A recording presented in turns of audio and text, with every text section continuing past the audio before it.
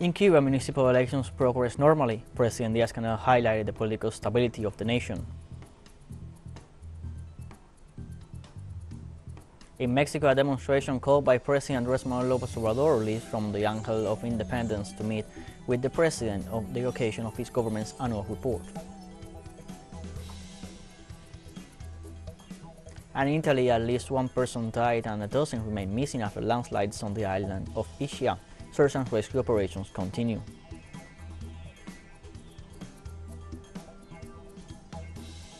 Hello, welcome to From the South. I'm Luis Alberto Matos from the teleSUR studios in Havana, Cuba.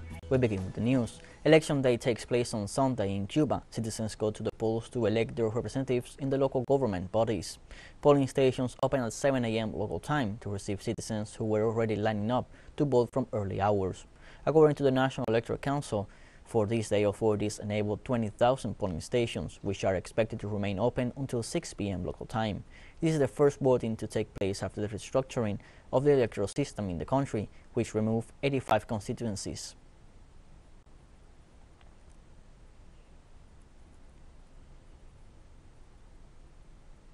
Cuban President Miguel Díaz-Canel exercised his right to vote during the municipal elections the country holds this Sunday. The head of state cast his vote at around 8 a.m. local time at a polling station number 3 of constituency 57 of the municipality of Playa, located in La Habana. Díaz-Canel greeted the electoral authorities and then expressed his support for one of the candidates with a direct and secret vote. Later, he gave declarations to the media and emphasized the importance of this election as sound evidence that the island maintains political stability, according to his words.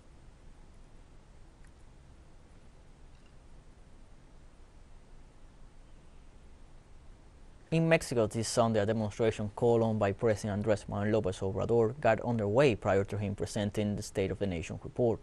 López Obrador said that the demonstration is not in response to the call made by the opposition 2 weeks ago for a march in favor of the National Electoral Institute, but a celebration of his movement, which has 70% approval.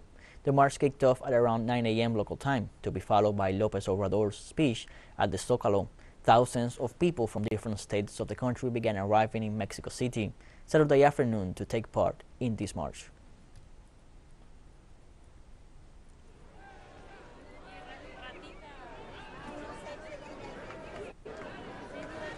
The Venezuelan government and the opposition's delegation signed a second partial agreement guaranteeing the social protection of the Venezuelan people following the resumption of talks in Mexico City. During Saturday's round of talks, both delegations agreed to continue the dialogues on the basis of the Memorandum of Mutual Understanding signed on August 13th in Mexico City, as well as a partial agreement for the protection of the Venezuelan people. The parties reiterated their commitment to peace and dialogue and expressed their willingness to continue the talks during the month of December. For his part, the mediator and representative for the Kingdom of Norway, Nag Nylander, acknowledged the efforts of the delegations of the Venezuelan government and the oppositions to reach an agreement that will bring welfare to the Venezuelan people.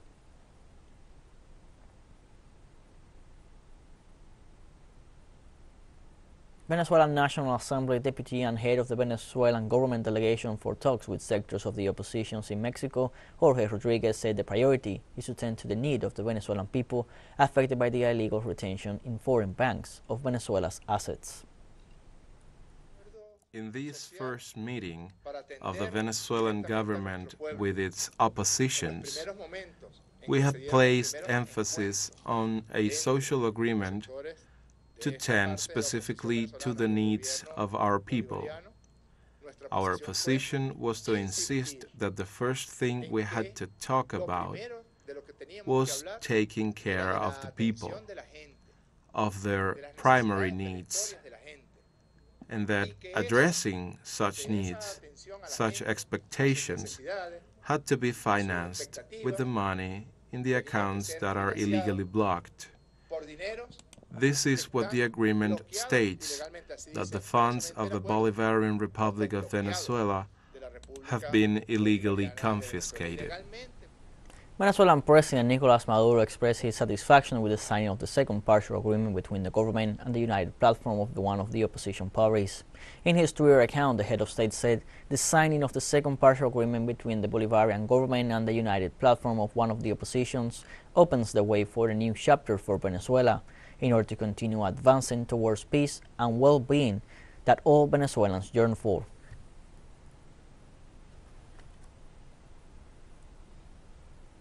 In Haiti, national and international humanitarian organizations warn about health situation in the nation with a new cholera outbreak. According to medical specialists, the disease's evolution is very worrisome considering that the number of patients hospitalized with the disease increased from 50 to 270 patients a day in October. Experts claim that over 8,000 people have been hospitalized with the disease, while some 97 have died so far. They also warned that the number of cholera treatment centers in Port-au-Prince has increased to 6, with some 389 beds for the fast-growing number of patients. Social and international organizations also warn that the situation could worsen due to food shortages and the growing control of armed gangs in the country.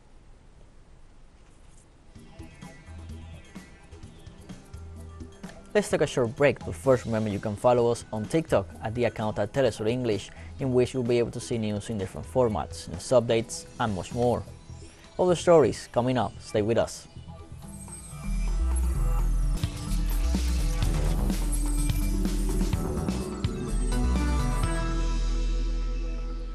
Welcome back from the South. Bolivia's Chamber of Deputies passed a law guaranteeing the implementation of results of the population and housing census, thus demanding peace and the suspension of strikes in Santa Cruz. The project, promoted by the Banking of the Movement Towards Socialism, received 6 votes in favor, 1 rejection, and 1 abstention. The initiative includes the content of the decree that sets the census for March 23, 2024, and the redistribution of tax-sharing resources for September of that year. It also includes providing census data for the reallocation of legislative seats.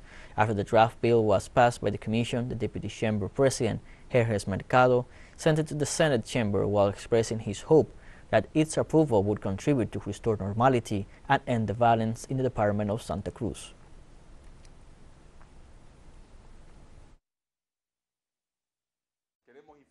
We want to inform that the Chamber has satisfied the Bolivian people by approving the enforcement of the law of the population and housing census results in the financial and electoral areas. This law has been approved both in size and in detail by over 2/3 of the votes of the attending deputies, over 119 voters. We stay in Bolivia. The civic leaders of Santa Cruz, the largest region and economic engine of the nation, announced this Saturday the end of the indefinite strike that they started 36 days ago over the population and housing census. In a press conference, the president of the Pro-Santa Cruz Committee, Romulo Calvo, announced a 4th intermission to end the strike after the approval of a norm that guarantees the large-scale census. Calvo also pointed out that the people of Santa Cruz are declaring a permanent vigil of all the determinations, managements, and actions of the national government until September 2024. In Spain, members of the police and the civil guard gathered in the center of Madrid to protest against the government for the lack of negotiations on their main labor demands. Members of the Unified Police Union and the Unified Association of the Civil Guards gathered between Puerta del Sol Square and Curtis Square together with their relatives to reiterate their demand to the government for a negotiating table to discuss their demands, which include early retirement with guarantees, a 35-hour working week, and reclassification to Civil Service Group B. They recall that so far the government has not complied with the 2018 agreement for salary pairing to other regional and local police standards. According to the Interior Ministry, since the signing of the aforementioned agreement, police salaries have increased to 26%, and they are expected to rise to 38% in 2024. The European Union postponed negotiations on a price cap for Russian oil due to internal disputes. Sources close to the European Council pointed out that there was not enough agreement on the viewpoints of the countries comprising the community bloc. Western media reported that European governments are divided over the G7 initiative on Russian oil and gas that will be in force on December 5th. During the past day, Poland, Estonia, and Lithuania have been pushing for a much lower crude oil price cap, while Greece, Cyprus, and Malta are calling for a higher limit as the measure will result in large losses that they could endure.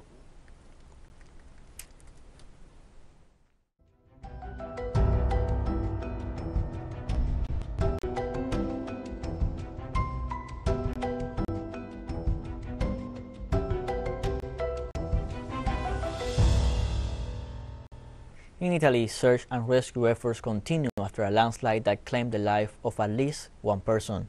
According to an official report, the deceased was a 31-year-old woman.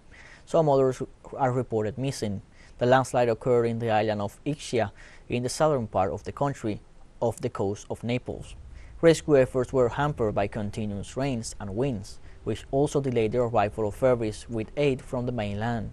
News agencies report that there are at least 30 families trapped in their homes due to the mud, without water or electricity, and the road leading to their neighborhood was cut off by mud and debris. Some 200 people were evacuated Saturday night to temporary shelters.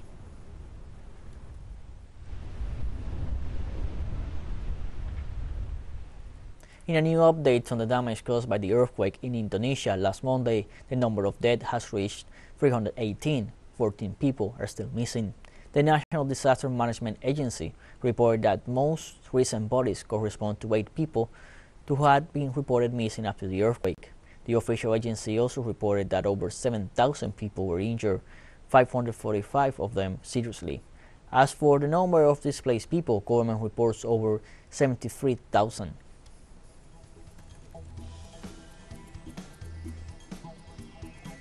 More news coming up after a break, so don't go away.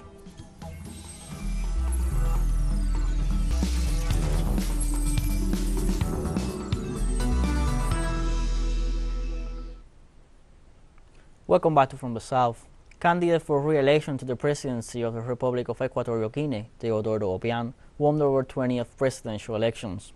The African leader, supported by the Democratic Party of Equatorial Guinea, who competed against 14 political formations, has been proclaimed by the Electoral Board with 94.9% of the votes, after counting 405,910 votes of the 411,081 valid ones.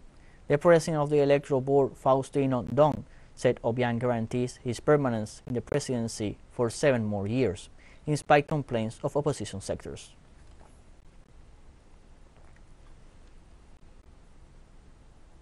Ugandan authorities announced the suspension of school activities as part of the health policy to prevent the spread of Ebola. The Ministry of Education ordered the closure of all preschool, primary, and secondary schools as of this Friday, November 25th.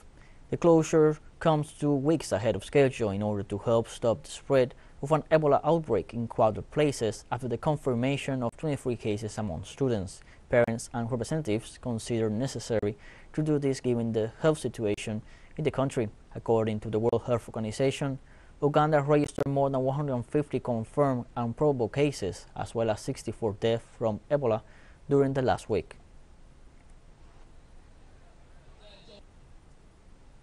On Saturday, the chairman of the Independent National Electoral Commission in the Democratic Republic of the Congo announced that the next presidential election is set for December 20th, 2023. 2023 will be the day of the organization of a direct election of the President of the Republic, the national deputies, the provincial deputies, and the communal councillor. The issue of security, the war is in the east because elections have a characteristic, inclusive. If a part of a country does not participate in the decision, this could be a problem of inclusiveness, so we're working on that. Reports from the UN asserted that 9.5 million people in South Sudan will require humanitarian assistance and protection services by 2023. The UN assured that by next year, citizens will face various situations such as food insecurity, as well as worsening humanitarian conditions due to violence, conflicts, difficult access to public health care, and the effects of climate change.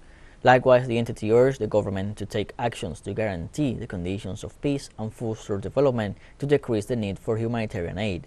In this context, violence continues to plague the country and represents a threat to the peace agreement signed in 2018.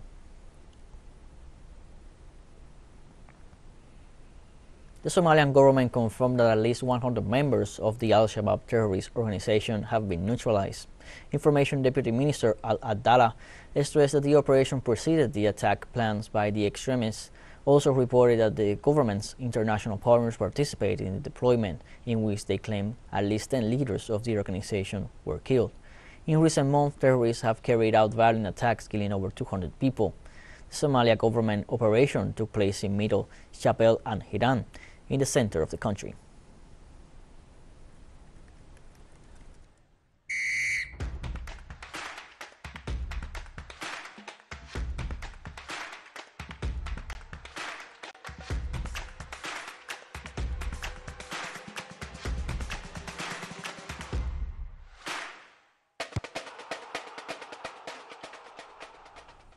On the 7th day of the FIFA World Cup Qatar 2022, Kylian Mbappé scored twice, including a late winner as holders France edged Denmark 2-1 on Saturday to become the first team to reach the last 16 of the World Cup. A strong French side knew a second victory in as many Group D outings would take them through to the knockout phase, and they were well worth the lead that Mbappé gave them when he opened the scoring at the Stadium 974 just after the hour mark. However, Andreas Christensen soon equalized for the Danes, and Le Bleu needed Mbappé to deliver again in the 86th minute as he turned in Antoine Griezmann's cross to puncture the Danish resistance once and for all. Having scored 4 during France's victorious 2018 campaign and 1 against Australia, Mbappé now has 7 goals in 9 World Cup appearances.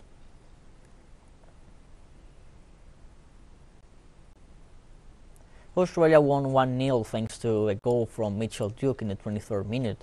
Tunisia had more possession of the ball and more chances during the match, but they could not score. With this victory, Australia has won against teams from 3 different continents, Asia, Africa and Europe, in World Cups. Australia began their 2 games winning. Against France they finally lost, but facing Tunisia they could defend the advantage and got the 3 points.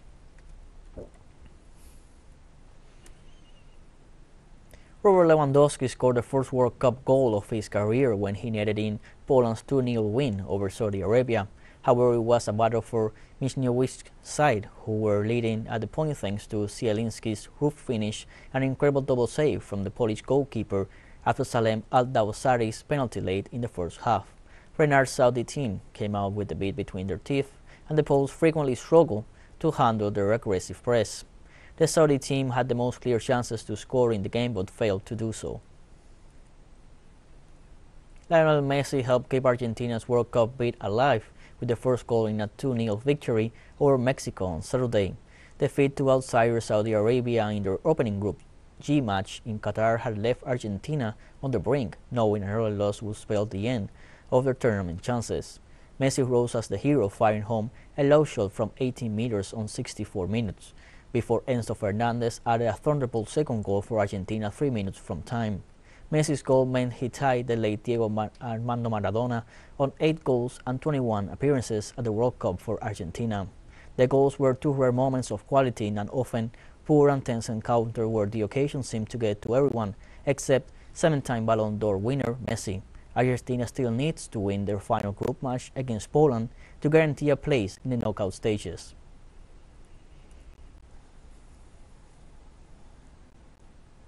And as the hearts of millions of fans live the emotions of the Qatar 2022 World Cup, teleSUR joins this sporting event with From the Field, a show that brings news, analysis, reviews, and more to our audience. Don't miss it. Our show airs at 1 p.m. local time in Caracas and 12 p.m. New York. Remember, From the Field, only on teleSUR.